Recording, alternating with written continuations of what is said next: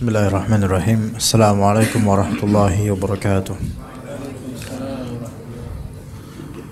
Innal hamdalillah nahmaduhu wa nasta'inuhu wa nastaghfiruh wa na'udzu billahi min shururi anfusina wa sayyiati a'malina may yahdihillahu fala mudilla lahu wa may yudlil fala hadiya lahu. Asyhadu an la ilaha illallah wahdahu la syarika lahu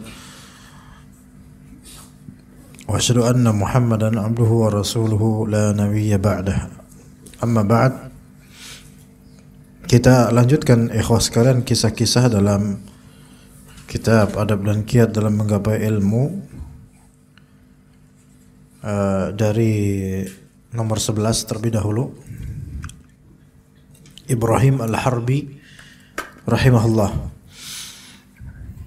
Abul Abbas Tha'lab mengomentari tentang Ibrahim Al-Harbi dengan mengatakan, aku tidak pernah melihatnya absen dalam majelis nahwu dan bahasa Arab selama 50 tahun. Aku tidak pernah melihatnya absen dalam majelis nahwu dan bahasa Arab selama 50 tahun. Ini kita ambil contoh teladan kegigihannya, istiqomahnya. Bukan kita ambil masalah kita harus mempelajari nahwu sampai 50 tahun, ya enggak harus. Karena ilmu-ilmu seperti ilmu bahasa Arab, ilmu nahwu dan ilmu alat lainnya itu bukan ilmu ghayah, tetapi itu semua adalah ilmu alat. Jadi kan ilmu syariah itu terbagi menjadi dua, ada ilmu alat dan yang kedua ilmu maksud atau disebut juga ilmu ghayah, ilmu tujuan, ilmu yang menjadi tujuan. Kalau ilmu alat itu alat, dia ilmu kunci. Seperti nahwu, sharaf, balaghah, kemudian usul fiqih, mustalah hadis, ya bahasa Arab, ya. Usul tafsir. Itu semua ilmu alat. Ya. Ilmu alat. Yang mana seseorang boleh dia mempelajari, mendalami ilmu alat, tapi nggak boleh dia mentok di ilmu alat saja. Tidak boleh. Karena ilmu alat ini harus ada hasil, yaitu ilmu maksud. Yang kedua, ilmu maksud, ilmu ghayah atau ilmu maksud. Ilmu maksud yaitu ilmu akidah, ya, tafsir Al-Quran dengan segala ilmunya, ulumul Quran, ya, dengan segala ilmunya termasuk tafsir terutama. Kemudian ilmu tentang matan hadis, yaitu makna dari hadis. Juga tentang fikih. Ya, itu semua ilmu tujuan. Ya. Maka beliau ini 50 tahun tidak pernah terlihat absen dari majelis nahwu dan bahasa Arab selama 50 tahun. Tapi kita ambil ibrahnya adalah selama 50 tahun Ibrahim Al-Harbi tidak pernah absen menghadiri majelis ilmu. Hingga tidak heran pada akhirnya para sahabatnya menyerupakan ia dalam masalah keimaman dan kedudukan dengan Imam Ahmad rahimahullah. Ini baik. Di sini bahasa yang menghadiri majelis ilmu berarti sebagai talib. Ya, mungkin juga sebagai syekh, sebagai ustadz, sebagai pengampu kajian mungkin.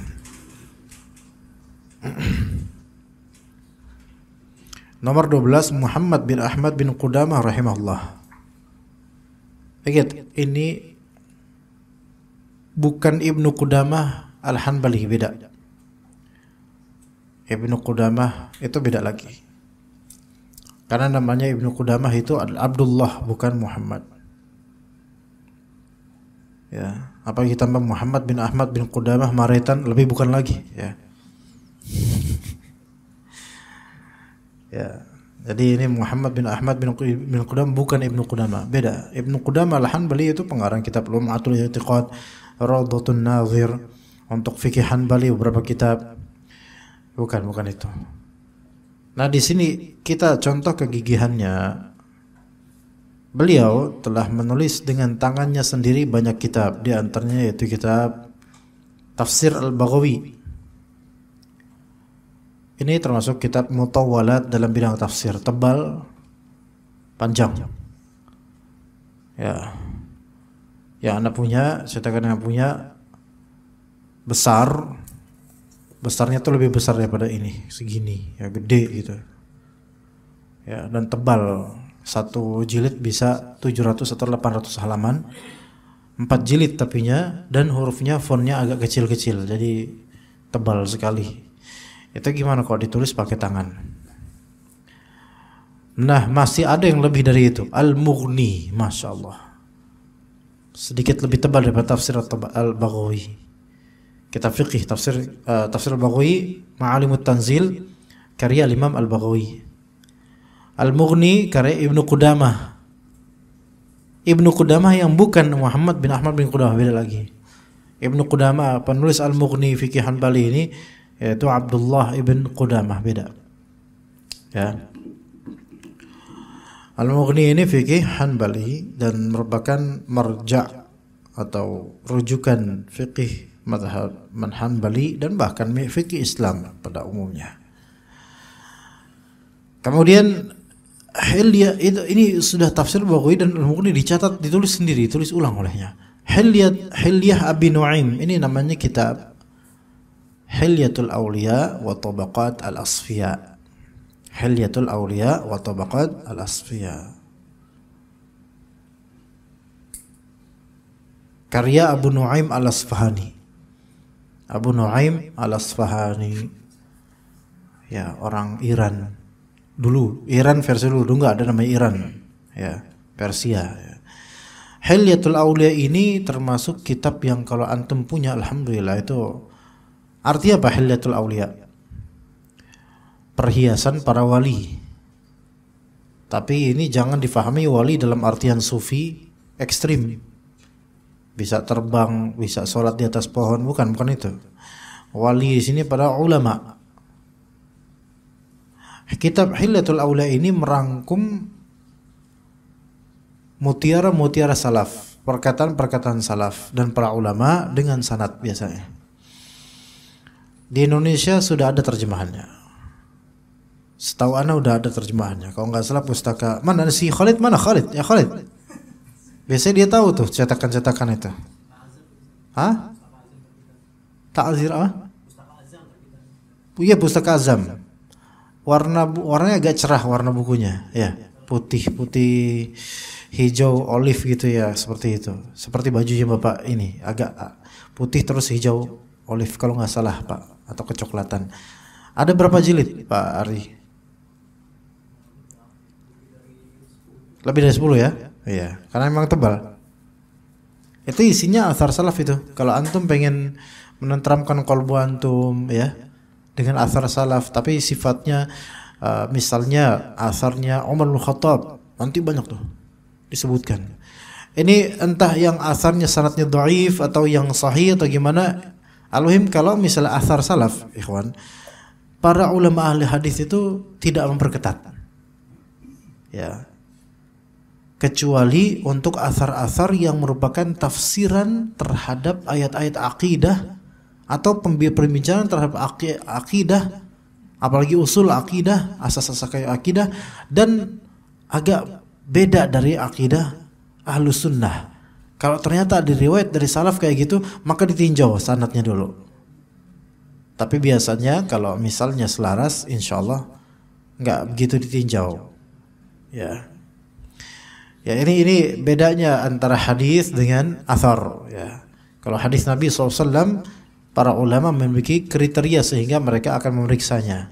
Tapi kalau athar salaf, apalagi tentang tazkiyatun nufus, itu al-muhim kita ambil aja hikmahnya tanpa harus memperhatikan sanadnya. Walaupun banyak yang dhaif memang, tapi itu yang penting ibrahnya. Itu tidak diperketat. Jadi kalau antum pengen kitab yang kitab-kitab yang merangkum athar salaf, ya, ana sarankan ini Hilyatul Aulia atau Tabaqatul Asfiya, lebih dari 10 jilid, tapi bisa diecer, diketeng, ya, bahasa kayak rokok aja, keteng, diecer, ya, diecer per jilid bisa antum pesen, ya, coba ana lihat harganya, paling harganya 150-an satu jilid itu, coba ya. Nah, ini mumpung bisa jualan di sini kan enak nih. Nih Hilyatul Aulia, Pustaka Azam, ya, aduh salah Allah, Pustaka Azam, coba kita lihat berapa harganya ikhwan. Oh ternyata jilid pertama 213. Oh lumayan juga ini. Ya gak apa-apa lah, beli di Ana 253. Tapi itu insyaallah itu untuk gini, antum kalau misalnya di malam hari sebelum tidur membaca athar salaf setelah baca Quran, baca athar sebelum tidur, itu enak hati itu. Kayak seperti apa ya? Ada rimbunan pertemanan gitu dengan as-salaf salih. Jadi enak ya. Karena sebelum tidur itu memang waktu yang sangat baik untuk muhasabah, tazkiyatun nufus. Dan atharnya salaf, perkataan-perkataan salaf, mutiara salaf itu adalah materi-materi yang sangat indah untuk kita itu tazkiyatun nufus dengan kalimat-kalimat itu. Setelah Al-Quran, setelah hadis Nabi SAW tentunya ya. Jadi coba deh, antum beli satu, ya boleh beli di Ana 253, ya beli di itu 213.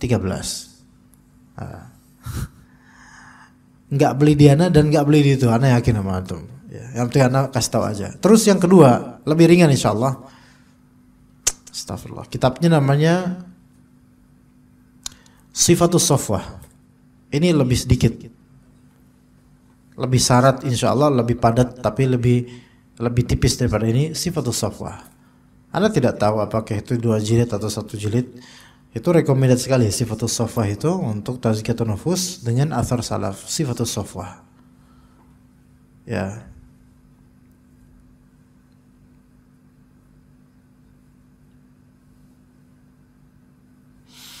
Atau bisa juga kitab Az-Zuhud karya Ibnu Mubarak 3 jilid. Ya, di terjemahannya ya. Anda lupa, kayak Pustaka Azam juga. Itu pokoknya kitab-kitab ini ikhwan. Antum kalau misalnya mau menetralisir qalbu antum ketika sedih, kecewa dan seterusnya dengan athar salaf, itu sangat baik insyaallah. Karena keikhlasan mereka dalam berkata, sehingga berkah itu kelihatannya. Itu kitab-kitabnya itu. Ada juga Az-Zuhud karya Imam Ahmad, ada juga. Kalau tidak salah juga ada kitab namanya Mutiara Zuhud kalau nggak salah. Kalau tidak salah ada kitab namanya Mutiara Zuhud. Nah ini sedikit ada bahas supaya siapa tahu di antara antum. Ya ada kitab namanya Mutiara Zuhud dan ini adalah terjemahan dari kitab Az-Zuhud karya Imam Ahmad bin Hanbal. Ya di Shopee harganya 39.000. Ini murah ini bagus nih kitab Az-Zuhud Imam Ahmad bin Hanbal. Wassalam. Masya Allah. Ya Khalid, kitab ya Khalid Fulan bin Fulan. Kitab Hilyatul Auliya antum tahu? Tahu, Sir. Alhamdulillah. Warna apa dia? Pustaka kalau setahu ana Pustaka Azam warna putih, Sir. Oh kan, lihat ya. Ini matching ya. Iya benar, sahih, ahsanta. Bagus, antum bisa jawab dengan benar ya Khalid, bisa pulang sekarang, tafadhal.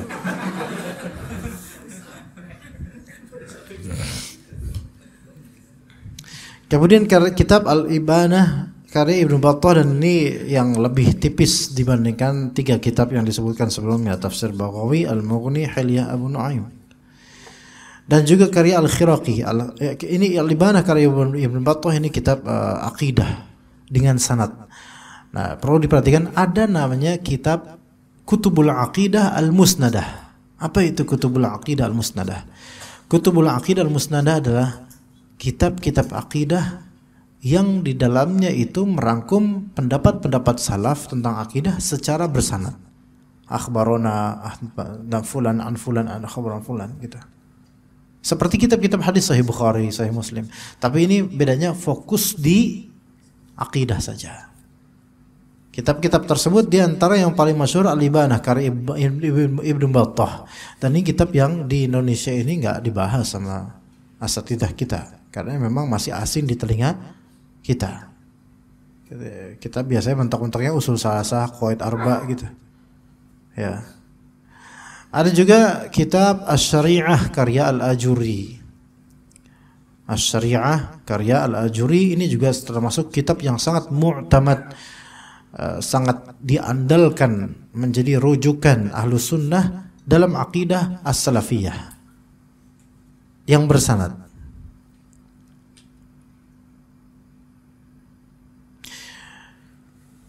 Itu yang bersanad ya. Juga kitab lainnya, kitab akidah yang bersanad seperti kitab Ar-Radd 'ala al-Jahmiyah wa Zanadiqah karya Imam Ahmad bin Hanbal atau putranya. Ar-Radd 'ala al-Jahmiyah wa Zanadiqah, bantahan untuk Jahmiyah dan orang-orang zindiq. Ya, kalau sekarang orang zindik itu kayak siapa? Kayak Abu Janda, Denny Siregar, itu zindik semua itu. Ya. Jadi ulama dahulu tuh membahas itu, membantah mereka dengan sanad, dengan ilmu-ilmu mereka. Adapun kita kutubul aqidah klasik tapi bukan musnadah, contohnya seperti kitab Syarhus Sunnah karya Al-Muzani, muatnya Imam Syafi'i. Juga Syarhus Sunnah karya Al-Barbahari Al-Hanbali. Ya. Itu kitab-kitab seperti itu, ya. Seperti Al-Ibanah, kalau Al-Ibanah ini dengan sanad. Dan juga karya Al-Khiraqi. Al-Khiraqi ini seorang ulama yang mengikuti mazhab Hanbali dan termasuk ulama pertama yang menulis kitab fikih bermazhab Hanbali, Al-Khiraqi. Makanya ada kitab namanya Mukhtasar Al-Khiraqi. Mukhtasar Al-Khiraqi. Yang kemudian Al-Mughni ini, kitab Al-Mughni karya Ibnu Qudamah itu mensyarah kitab Mukhtasar Al-Khiraqi. Itu. Dan masih banyak lagi kitab-kitab lainnya ditulis oleh Muhammad bin Ahmad bin Qudamah. Jadi beliau suka menulis ulang kitab-kitab. Yang ke-13 Ibrahim Al-Jauhari rahimahullah. Dia mengatakan, tadi teh tarik punya siapa? Hah? Masih ada nggak? Anda minta 2 ya? Oke. Mumpung inget, kepikiran buat my baby ya. Kalau bisa sih 4 sih kalau bisa. Ya karena maksimalkan 4 ya.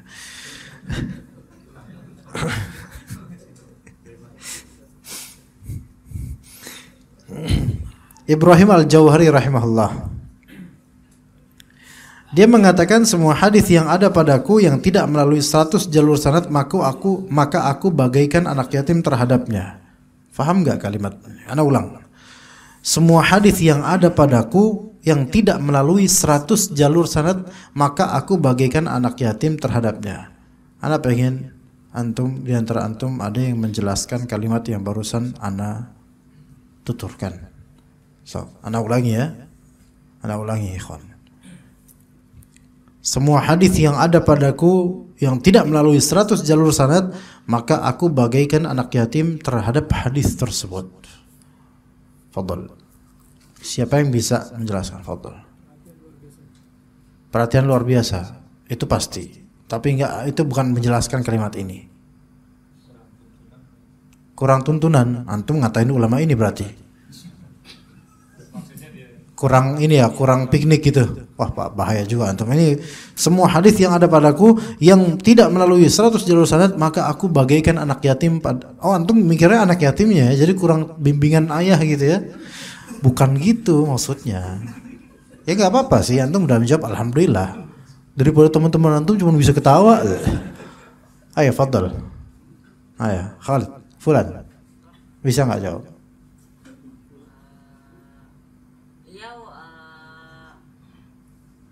Kalau nggak bisa dari 100 sanad sampai detail 100 sanad maka hadis ini dia belum bisa keluarkan. Belum bisa keluarkan. Maksudnya belum bisa terima lah ini. Belum bisa terima. Mendekati, bagus. Sebenarnya jawaban beliau benar, tapi jawaban antum kayak ngejek ulama ini, kayak kurang tuntunan ya. Jadi jangan deh ya kita nggak diputihkan lagi ya. Menuju kebenaran. Ayo, siapa yang mau lebih baik lagi menjelaskan? Fadhal. Semua hadis yang ada padaku yang tidak melalui 100 jalur sanad, maka aku bagaikan anak yatim terhadap hadis itu. Fikirkan. Fadhal. Merasa rugi ketika sanad tidak sampai 100 untuk satu hadis. Klop ini, klop. Ya klop juga dengan antum, perhatian terhadap itu, betul. Tapi ini lebih spesifik ini. Klop. Gimana? Betul, betul. Antum satu ini dengan Syekh Ahab ini. Iya. Anda butuh penjelasan yang lebih clear lagi dari Syekh Khalid dan Syekh Muhammad. Fadhal. Siapa? Hai, fadhal. Semua apapun hadis yang aku punya tapi tidak melalui 100 jalur sanad, maka aku bagaikan anak yatim terhadap hadis tersebut. Betul, jawabannya betul, tapi Anda pengen yang lebih spesifik. Ayo. Khalid, antum bisa tunjuk orang nggak di belakang antum tuh? Nggak ada yang meyakinkan ya? Nggak ada. Iya, wajah-wajahnya itu kayak. Iya.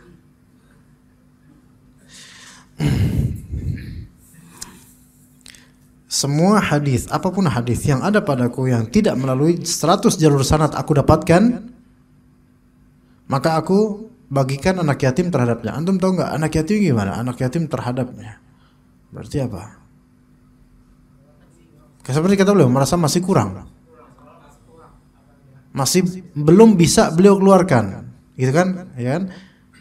Masih belum serak, belum fix bahasa kita sekarang gitu. Ya, gimana? Misalnya. Antum dapat kabar tentang Ustadz Fulan. Ustadz Fulan begini. Yang ngomongin cuma 3 orang.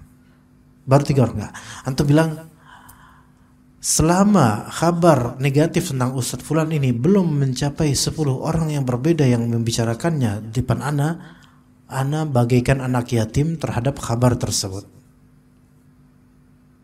Maksudnya apa? Ana belum berani meriwayatkan, belum berani mengamini, masih ganjal gitu, masih apa ya? Ana belum 100% percaya. Nah, kalau udah 10 orang berbeda menghikayatkan kepada saya tentang negatifnya tentang ustadz tersebut, maka baru ana merasa tentram untuk mempercayainya atau menerbitkan isu ini. Gimana? Paham gak? Kayak misalnya DKM. Ya, DKM. Kan DKM biasanya ngundang atau panitia ngundang ustadz-ustadz gitu. Terus dilaporkan oleh jemaah, ustadz ini bermasalah. Apa masalahnya? Begini, masalah manhaj dan seterusnya. Oke. Baru 1 orang. Besoknya ada lagi 2 orang. Kok di masjid ini masih ngundang ustadz ini sih? Kan gitu kan? Beliau kan bermasalah, dia bermasalah. Terus yang ketiga, jangan sama ustadz ini mah lihat di Facebooknya tuh. Ustadz Fulan listening to Metallica tuh lihat. Ya, baru 3 orang, nggak bisa langsung anda lihatin. Terus anda umumkan, jangan anda lah panitianya, jangan nanti anda kena sasaran antum ya. Terus antum umumkan ke orang-orang, selama belum sampai 10 khobar, 10 orang yang bicara kepada anda, 10 orang berbeda, anda tidak akan menghentikan Ustadz Fulan untuk isi kajian di sini. Ya, gitu. Nah, seperti ini. Maksudnya, anda masih merasa yatim terhadap kabar tersebut. Anda masih butuh lebih. Karena yatim artinya sebenarnya bukan yatim artinya menyendiri ya. Tapi maksudnya adalah ketika seorang anak itu menjadi yatim, dia kan sangat butuh nafkah. Gitu loh. Maka jika ada suatu hadis yang aku punya tapi belum sampai jalurnya aku kuasai sampai 100 jalur hadis, maksudnya 100 sanad untuk satu hadis, maka hadis tersebut belum fix untuk saya terbitkan, saya keluarkan atau gimana? Belum. Saya belum meyakinkan. Paham di sini, ikhwan? Dan ulama hadis zaman dulu, ya, hadis ketika ulama mutaqaddim menyebutkan satu hadis, 5 hadis, itu bukan berarti 5 hadis berbeda, bukan. Boleh jadi satu hadis tapi sanadnya, jalurnya yang berbeda. Dapat dari guru mana, dari syekh siapa, begitu. Ya, seperti itu. Tapi misalnya deh, ana menimba ilmu hadis. Ya, misal ana termasuk di antara salaf misalnya, mutaqaddimin. Ana menimba ilmu hadis. Ana meriwayatkan dari Sufyan. Hadis tentang ini, hadis A. Kemudian untuk hadis A juga, ana juga menuntut ilmu mencari sanad dari Syekh Sulaiman misalnya. Dari Syekh Sulaiman ini, beliau memberitahukan kepada ana melalui 2 jalur sanad. Sulaiman dari Malik, yang satunya sanadnya dari Hafiz, kemudian ke atas lagi. Ini sudah berapa hadis? Ayo tebak. Ana ulangi ya.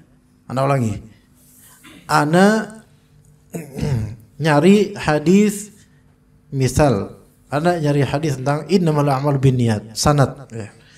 Ana kemudian berguru kepada siapa tadi yang pertama ya? Sufyan di Irak misalnya. Ana pun datang ke Irak belajar pada Syekh Sufyan ini, Al-Imam Sufyan ini, dan beliau memberikan kepada ana sanad hadis innamal a'malu binniyat satu saja. Oke? Dari Sufyan, dari fulan sampai ke Umar bin Khattab, sampai ke Nabi sallallahu alaihi wasallam. Oke. Kemudian di daerah Aleppo atau Halab ada syekh namanya Sulaiman. Maka ana pun ke sana. Ya. Ana pun ke sana ke Syekh Sulaiman. Ana minta, ya Syekh tolong, ana mau minta ilmu hadis, ana mau minta sanad dari antum. Misal Syekh Sulaiman, sanad hadis apa yang antum pengen? Ya. Ana pengen sanad hadis innamal a'malu binniyat ya Syekh, yang dari antum. Baik, ana akan memberikan antum haddatsani Malik an fulan an Umar dan Nabi SAW. Wa haddatsani, satu lagi siapa tadi? Hafiz an fulan an Umar. Berapa hadis yang telah ana dapatkan sanadnya saat ini? 1, 3, 4. Sok ada yang jawab 10 sekalian ya. Yang benar yang mana ikhwan? Yang sahih 3. Para ulama mutaqaddim menyebut ini sudah 3 hadis, walaupun konten hadisnya sama. Yang dimaksud kerap kali di era mutaqaddimin, yang dimaksud hadis adalah sanadnya. Maka ini 3 hadis. 3 hadis. Kalau yang dimaksud era mutaakhirin sekarang atau orang sekarang, 3 hadis berarti 3 tema, 3 konten hadis yang berbeda. Seringkali begitu kan? Sekarang, innamal a'malu binniyat, 1 hadis. Man amila amalan laisa alaihi amruna fahuwa, 2 hadis, hadis kedua. Ketiga misalnya apa? An-nadamu taubah, menyesal ada taubat, 3 hadis khalas ini. Tapi di era mutaqaddimin, karena mereka eranya pembangunan sanad dan penghikayatan sanad, maka mereka sering mentakbirkan hadis yang dimaksud dengannya adalah apa? Sanad, yaitu jalurnya. Jalur riwayat, itu yang dimaksud. Imam Ahmad rahimahullah, beliau menghafal alfi hadis, misalnya 1.000.000 hadis. Itu bukan 1.000.000 matan, bukan 1.000.000 ujungnya hadis, bukan, melainkan 1.000.000 sanad. Mungkin hadisnya ya berapa ribu gitu. Tapi karena sanadnya yang 1 hadis, bisa saja beliau sampai lebih dari 100 sanad yang beliau hafal. 1 hadis toh. Ya mungkin untuk 1 hadis itu 100 sanad, boleh jadi dari 60 guru atau 50 guru dapetin 1 hadis itu. Sekarang antum berguru sama siapa aja? Anda cuma mau berguru sama Ustadz Kibar. Ya udah 2 itu aja khalas. Dapat sanad enggak ada. Dapatnya apa? Dijewer sama Ustadz Kibar. Sekarang pakai sanad enggak kita kalau belajar? Enggak ada. Ada enggak di SS? Walaupun SS ya, sanad-sanad ya. Tapi enggak ada sanad di sini. Enggak ada sanad. Iya, SS kan apa? Sanad-sanad kan? Masya Allah. Begitu. Kata Ibrahim Al-Jauhari, semua hadis yang ada padaku yang tidak melalui 100 jalur sanad, untuk satu hadis belum sampai 100 jalur sanad, maka aku masih merasa butuh untuk mencari sanad-sanad lagi untuk hadis tersebut supaya lebih menenteramkan diriku. Itu maksudnya. Paham di sini, ikhwan?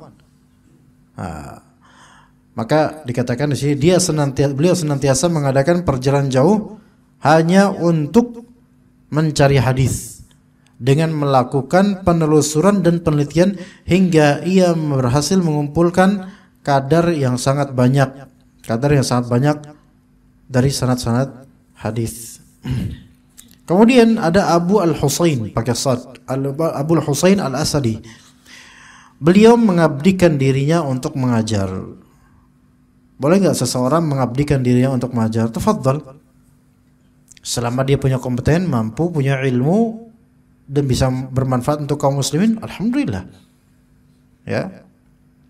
Beliau telah mengajar di satu masjid selama 50 ama. How many? Berapa banyak itu? 50 ama? 50 years. How many guys? 50 years. Do you know 50 years? Wajah antum wajah barat, ya. Iya. Tapi tatapan mata antum tatapan Indonesia ketika ikut kajian, ya. 50 tahun mengajar di satu masjid. Ya. Ini nama masjidnya apa nih, ikhwan? Musola apa ini? Pak Bangwin, mana Bangwin? Musolanya apa nih? Hah? Pakai bahasa Arab lah, Maswiyat Talib, Maswiyatul Tullab. Maswiyat kan sate itu kan lahm maswi, ya. Maswiyat at-Tullab, ya. Itu belum ada itu masjid namanya kayak gitu, bentar. Didaftarin. Iya, daftarin di Google Musalla Maswiyat at-Tullab. Iya, MMAT, ya. Iya, Masya Allah. Musalla Maswiyat. Ya kan Maswiyat, sahih enggak? Lahm maswi kan sate. Iya. Lahamnya nggak usah diomongin ini, musola lahm maswi gitu, musola, ya, iya, daripada musola sate santri ntar orang ngira ada satenya lagi nanti. Ya, 50 tahun ngajar di satu masjid. Beliau mengajari orang-orang dan memahamkan mereka tentang urusan agama mereka. Tekadnya tidak pernah padam dan semangat beliau tidak pernah patah. Itu kayak yang kemarin Syekh Faisal namanya. Faisal namanya. Yang kesini yang pakai kostum jemaah tabligh itu Syekh Faisal namanya. Ada websitenya, ada Facebooknya, dan dia bersungguh-sungguh untuk menyebarkan dolalah, kesesatan Mu'tazilah. Beneran. Ya, itu semangatnya tidak pernah patah itu. Ana dikejar-kejar terus. Ana mau naik motor aja diliatin. Mau pulang tetap diliatin, ana pengen ngomong sama antum. Ana bilang ana udah enggak mau lagi ngomong sama antum, Syekh. Pakai bahasa Arab. Ya. Itu. Ana khawatirnya beliau nanti datang ke sini lagi, tolong ya garda terdepannya antum ya tolong usir, beneran usir. Imam Malik itu dulu mengusir ahli bid'ah dari majelisnya hanya karena bertanya, ya Syekh, ya Imam, kaifa istawallah? Bagaimana caranya Allah beristiwa? Itu langsung diusir sama Imam Malik. Ma'araka illa mubtadi'ah. Aku tidak melihat dirimu kecuali ahli bid'ah. Keluar. Maka Anda sebenarnya punya hak kalau dalam majelis ya. Ketika di majelis ini, Anda punya hak untuk mengeluarkan orang. Misalnya Iki nama Putra, keluar antum berdua misalnya. Karena sibuk kamerain Anda misalnya. Iya. Ya karena emang itu berhak ya. Boleh dikeluarkan. Kalau beliau nggak mau keluar, misalnya orang ini nggak mau keluar, maka para tulab keluarin dia. Iya, keluarin. Beneran. Walaupun usia berapa, ini bukan masalah beradab atau enggak sama seorang alim, tapi ketika orang tersebut mubtadi' yang dia menyebarkan bid'ahnya dan menyebarkan syubhat, maka layak untuk diusir. Beneran. Berapapun usianya, hatta mau mati abis itu. Saking tuanya, beneran. karena ikhwan, karena mubtadi yang menyembunyikan bid'ahnya itu masih mending, tapi mubtadi yang menashr, menyebarkan itu lebih berbahaya. Iya, begitu. Ya, begitu Syekhul Islam Ibnu Abihi ya.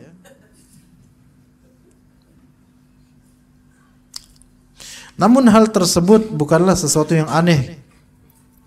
Karena ketika niat yang tulus serta usaha yang sungguh-sungguh telah berkumpul pada diri seseorang, maka Allah Ta'ala akan mudahkan segala hal yang sulit baginya dan akan mendekatkan segala hal yang jauh untuknya. Ini kaidah bukan hanya untuk menuntut ilmu, bukan hanya dalam konteks menuntut ilmu. Niat yang tulus serta ikhtiar yang sungguh-sungguh kalau udah terkumpul pada antum, apapun itu konteksnya, mau nuntut ilmu, mencari rizki, nikah atau tambahan nikah lagi, kalau sudah betul-betul niatnya tulus, usahanya ada, betul-betul donasi, dana terkumpul, insya Allah, maka Allah Ta'ala akan mudah. Langsung nyatat antum, langsung nyatat faedahnya gitu. Ada nikah lagi langsung nyatat, masya Allah. Iya. Oh pantas. Harusnya kita adakan kajian atau daurah fikih nikah. Iya. Cak beneran ini. Nanti antum mengikuti jejak Rasul loh. Iya. Niatnya jejak Rasul, tapi nasibnya hikayat pengembara. Ini kayaknya generasi 90-an tahu ini kan. Iya, niatnya jejak Rasul, ternyata nasibnya hikayat pengembara. Iya, soundtracknya Ku Menangis, ya udah kayak gitu ya. Insyaallah. Semoga Allah mudahkan antum untuk beramal soleh dengan istri-istri antum ya. Jamak loh, anak bilang jamak istri-istri antum. Iya, karena antum kan jamak, maka istrinya juga jamak ya. Jadi maka Allah akan mudahkan segala hal yang sulit baginya dan akan mendekatkan segala hal yang jauh untuknya. Tadinya jauh, dia dari Allah Ta'ala dekatkan. Sepertinya tadi anda dengar azan atau semisal itu. Azan sekarang insyaallah. Azan? Faddal. Ayo azin, ayo azan, faddal. Baik ikhwan, kita lanjutkan di sini nomor 15 ada Abu Hamdun Az-Zuhali. Az-Zuhali pakai za Zuhali, ha kemudian lam, Zuhali Al-Muqri rahimahullah. Beliau senantiasa menuju daerah-daerah yang tidak ada seorang pun yang mengajarkan ilmu agama pada daerah tersebut. Beliau pun mengajari mereka hingga mereka hafal. Jika mereka telah hafal terhadap apa-apa yang beliau ajarkan, maka beliau pun pindah menuju tempat yang lainnya dengan cara yang sama. Ajaib. Jadi pergi ke daerah-daerah yang enggak ada yang pengajar ilmu agama. Ya, ini ulama yang seperti ini ya jarang. Ya, takhasus atau spesialis dibilang mengajar di daerah-daerah yang tidak ada pelajaran agama padanya. Tetapi dengan mengetahui ulama teladan seperti ini, tidak lantas kemudian kita itu bersikap meremehkan ulama lainnya yang mengajar bukan tidak dengan metode seperti ini. Paham maksud anda ikhwan?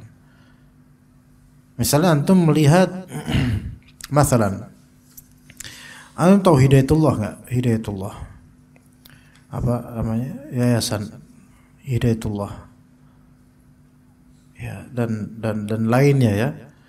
Itu mengirim para santri atau dai-dai ke pelosok.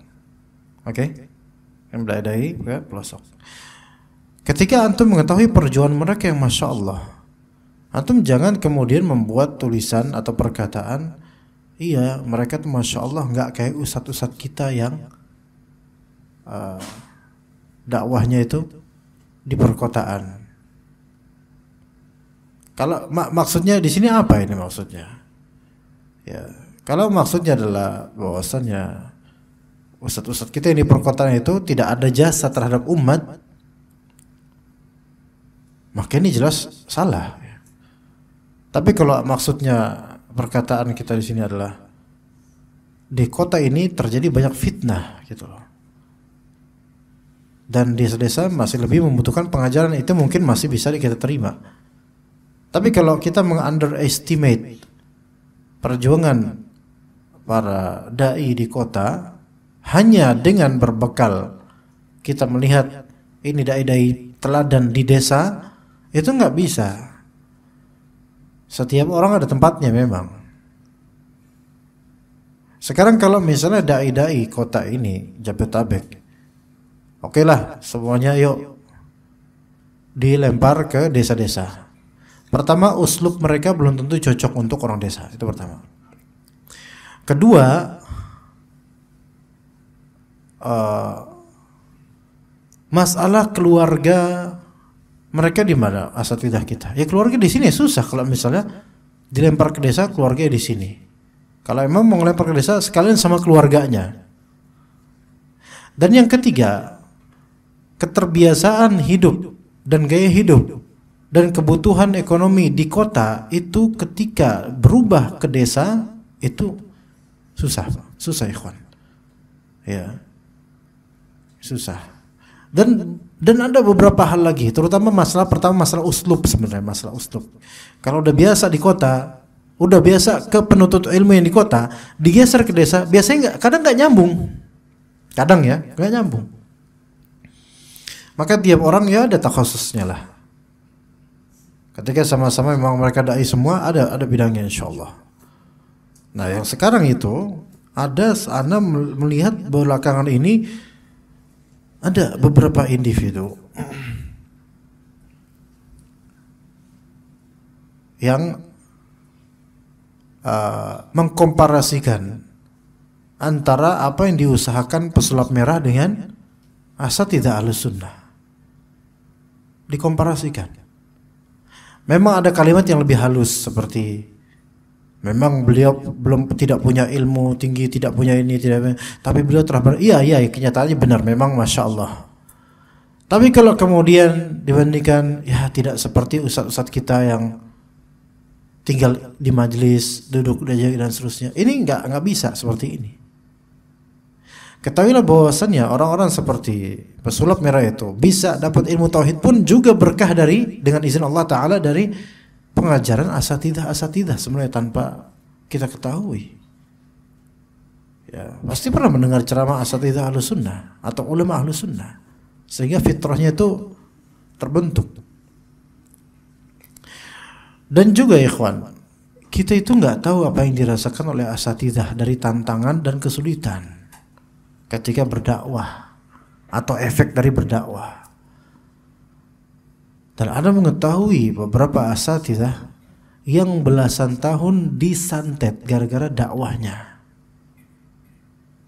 Dan Anda mengetahui ada beberapa asatidzah yang bertahun-tahun, mungkin nggak sampai belasan tahun, yang ini nggak sampai belasan tahun, bertahun-tahun itu keluarganya itu kena sihir. Keluarganya loh, bukan ustadznya aja, keluarganya diteror dengan sihir ada karena dakwahnya. Ya. Sampai ada di antara asatidzah Ahlussunnah yang kena santet dan sampai itu hilang kesadaran, diruqyah sama banyak asatidzah nggak mempan. Ini benar terjadi ya Allah. Kalau antum mau tanya orang-orang as-Saffah apa yang terjadi dulu tahun 2000-an. Ya, as-Saffah tahu pernah dengar as-Saffah enggak? Nah, dekat tempatnya hamba Allah yang beriman ini. Ya. Tanya kisah-kisah tahun dulu. Dan juga ada beberapa asatidzah karena dakwah tauhid, ada yang sampai diusir keluarganya dari rumahnya diusir, wallahi ada di Jawa Timur sana. Dan juga ada ustaz-ustaz kita, ustaz kibar kita yang dikepung di rumahnya. Ya. Jadi ini kadang-kadang ikhwan kita atau beberapa ikhwan yang sensi sama dakwah sunnah ya, itu kadang-kadang agak norak gitu loh. Baru melihat euforia seperti ini kemudian mengkomparasikan dengan perjuangan beberapa asatidzah. Ada juga yang mengatakan dibandingkan dengan para pendaku salafi yang mereka enak gitu dakwahnya, mana efeknya? Ada yang langsung bertanya kepada ana, Ustadz, apa sih kira-kira sekarang yang sudah dilakukan oleh asatidzah kita dalam memberantas perdukunan? Ada yang bertanya dengan tendensius seperti itu. Ya akhi, ana pengen jawab, ana dimin aja. Ana jawab dengan lalu kemudian gitu aja. Ana nggak mau jawab, beberin biar dia mikir. Asatidzah kita dari dulu sampai sekarang itu yang didakwakan ya anti syirik, anti sihir dari dulu sampai sekarang. Dari dulu. Bukan sebatas euforia karena banyak subscriber, enggak. Antum lihat asatidzah kita seperti ustaz-ustaz awas lah, ustaz seperti Ustaz Yazid, Ustaz Abdul Hakim, kemudian ustaz-ustaz yang di Magelang, di Jogja. Maksudnya yang versi tuanya. Ya. Mungkin saja dulu itu ketika dakwah hanya beberapa gelintir orang yang ikut kajiannya dan pertentangannya besar dulu, tidak ada media sosial. Sampai di antara ustadz kita juga ketika kajian ternyata sudah ada preman-preman sewaan yang duduk di majelis tapi berpakaian seperti orang mau ngaji. Di tengah kajian langsung kemudian preman-preman ini bertingkah dan menghancurkan kajian dan memburu ustadznya. Itu wallahi terjadi. Itu terjadi di satu masjid namanya Masjid Nurul Ikhlas di Ciracas. Itu terjadi tahun 2000-an ketika handphone itu masih Nokia yang layarnya kuning. Belum seberapa itu dulu media sosial, nggak ada media. Paling Facebook, paling Friendster dulu ketika. Friendster mana ada dai Friendsteran. Ya. Memberantas akidah sesat, memberantas syirik, dari dulu Ahlus Sunnah, Usatidzah Sunnah melakukan itu di ceramah mereka, di kehidupan bertetangga mereka, mendapat teror, mendapat ini. Maka anak katakan ikhwan, yang terjadi pada pesulap merah dengan mudahnya beliau dan dengan usahanya beliau, masya Allah, alhamdulillah membongkar itu semua. Anak katakan itu masih belum sederajat atau sesulit apa yang dirasakan asatidzah kita. Jangan norak lah, yang kemudian mengkomparasikan dan seolah-olah asatidzah itu nggak ada tantangan. Jangan norak lah, ya. Coba ketika Ustadz Firanda di Aceh, lagi kajian, datang kemudian pasukan-pasukan dari golongan sebelah untuk membubarkan kajian tersebut. Bukankah itu juga mengerikan? Bukankah itu juga berpotensi pertumpahan darah? Berpotensi, ikhwan. Bukankah itu juga bikin hati itu derdek? Bukankah itu perlu kesabaran dan ketabahan? Sangat. Ya, sangat. Ya, jangankan itu, ikhwan. Antum aja di sini nih misalnya, nih majelis sanat-sanat ya, santri ya misalnya. Ada satu ikhwan yang pengen cari masalah sama ana, pengen menguji kesabaran ana misalnya. Dia habis kajian nanya, Ustaz, afwan Ustaz, mau nanya Ustaz, antum itu manhajnya apa? Nanya gitu kan. Kira-kira gimana suasana majelis? Enak gak? Langsung gak enak. Wah, ini murid durhaka nih. Ya kan? Langsung gak enak. Itu baru segelintir pertanyaan langsung membuat suasana keruh, dan itu merupakan challenge dan tantangan besar untuk seorang ustadz, ikhwan. Ya. Masing-masing asatidzah ada bab-bab tersendiri, ada tantangan tersendiri ya. Antum nggak bisa mengatakan ini harus seperti kayak ini dong, kayak pesul merah langsung di lapangan. Ya akhi, antum nggak tahu. Antum tuh jawabnya sih karena media sosial meng-blow up-nya, karena banyak konten-konten kreator yang juga memang mereka juga mencari uang dari situ, kemudian memblow up juga kan. Contohnya podcast itu sampai 10 miliar dalam 10 juta dalam 3 hari, langsung 10 juta viewers. Bukankah itu menguntungkan ya kan? Dapat duit nggak dari situ? Khalid, dapat duit nggak dari situ? Dapat. Lebih banyak nggak daripada kitab Hilyatul Aulia? Lebih banyak daripada harga kitab itu. Besar. Itu karena mereka kemudian mengundang, karena di blow up. Antum akhirnya tahu, ini masya Allah. Ya akhi, kalau misalnya dulu zaman dulu, asatidzah yang dulu dari tahun 90-an bahkan 80-an dakwah, antum nggak tahu sihir apa yang mengenai mereka. Iya, nggak tahu. Begitu ya kawan. Ya, jadi hati-hati kalau misalnya mau dikatakan bahwa saya perjuangan beli, kita katakan ya membongkar trik perdukunan. Kalau tulus, jazahullahu khairan. Dan kita doakan semoga Allah jaga beliau ini, yaitu pesulap merah. Tetapi kita ini jangan norak gitu loh. Ya seperti tadi, kalau ada ustadz atau ulama ngajar ke daerah-daerah, ke desa-desa, alhamdulillah berhasil dan fokus di sana, jazahumullah khairah.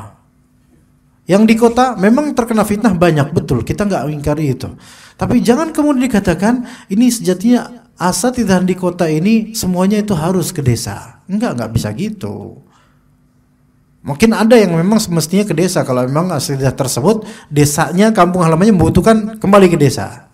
Karena itu lebih wajib buat dia. Ya. Tetapi kan nggak semua asatidzah di kota ini orang desa. Ya enggak? Contohnya anak kelihatan kayak orang desa nggak coba? Hah? Orang kota? Ya insya Allah. Iya.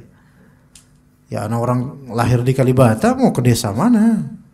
Ya. Begitu ikhwah sekalian. Ya. Kalau Anda ceritakan beberapa perjuangan, beberapa asatidzah di waktu-waktu lawas itu masya Allah ikhwan. Perjuangan mereka masya Allah. Ya boleh jadi kita ini nggak seberapa sebenarnya perjuangannya. Maka janganlah seperti itu. Beberapa orang-orang yang tendensius kepada salafus saleh dan kepada asatidzah salafiyin dan beberapa guru kita, itu mereka itu karena rata-rata baru ngerti sunnah 2010 ke sini.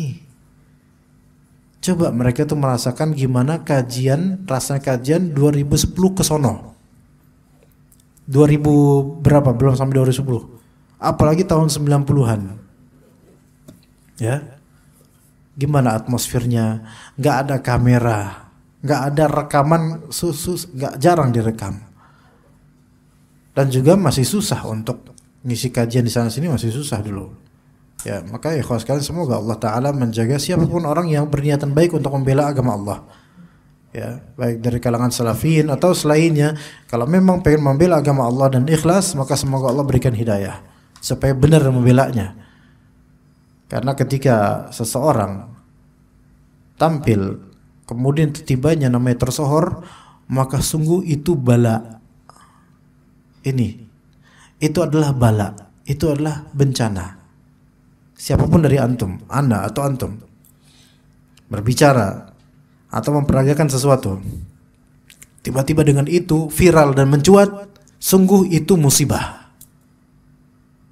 Karena bagi ulama salaf, popularitas itu adalah hal yang harus dihindari. Nah, ketika kita kadung populer, makin populer mencuat, maka itu adalah musibah. Bukan suatu hal yang patut kita kemudian senang akannya. Enggak. Boleh jadi orang mendapatkan manfaat dari ucapan kita, iya. Tapi belum tentu hati kita itu bisa terjaga ketika kita sudah populer. Dan itu kadang itu lebih berbahaya daripada santet. Anak katakan seperti itu, ikhwan. Kadang fitnah popularitas itu lebih membahayakan daripada santet. Kenapa? Fitnah popularitas itu lezat, menipu, memperdaya, dan membuat yang tadinya ikhlas menjadi condong kepada syirik, ketidakikhlasan. Sementara fitnah santet kerap kali membuat seseorang kembali kepada Allah. Bukan berarti kita mendingan saya disantet mah daripada populer. Ya nggak gitu juga. Nggak gitu juga. Ya, apa yang penting adalah apa yang Allah takdirkan kepada kita. Ya, kita cukup sampai sini insyaallah. Wassallallahu ala nabiyina Muhammad wa ala alihi washabihi ajma'in. Subhanakallahumma bihamdika asyhadu an la ilaha illa anta astaghfiruka wa atubu ilaik. Assalamualaikum warahmatullahi wabarakatuh.